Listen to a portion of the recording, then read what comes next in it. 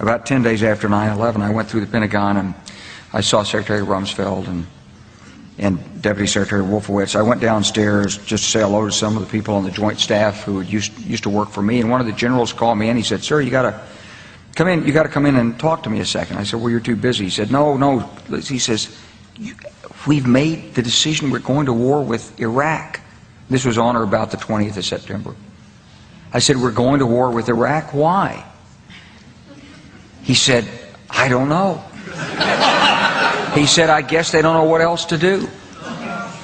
So I said, "Well, did they find some information connecting Saddam to Al-Qaeda?" He said, No. He says, "There's nothing new that way. They've just made the decision to go to war with Iraq."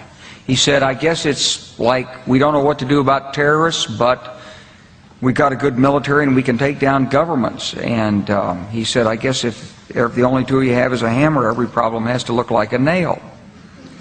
So I came back to see him a few weeks later, and by that time we were bombing in Afghanistan. I said, "Are we still going to war with Iraq?" And he said, "Oh, it's worse than that." He said, he reached over on his desk, he picked up a piece of paper, and he said, I just got this down from upstairs," meaning the Secretary of Defense's office today, and he said, "This is a memo that describes how we're going to take out 7 countries in 5 years, starting with Iraq and then Syria, Lebanon, Libya, Somalia, Sudan, and finishing off Iran."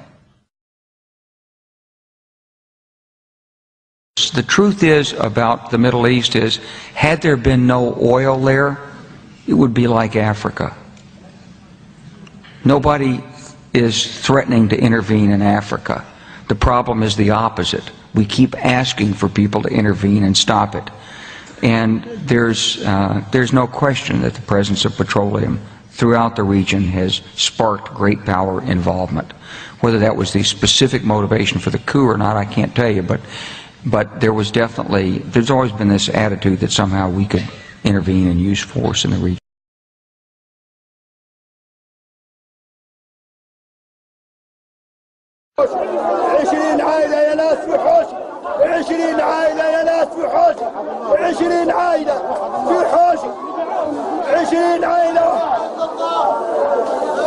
خمس عيشان يا ناس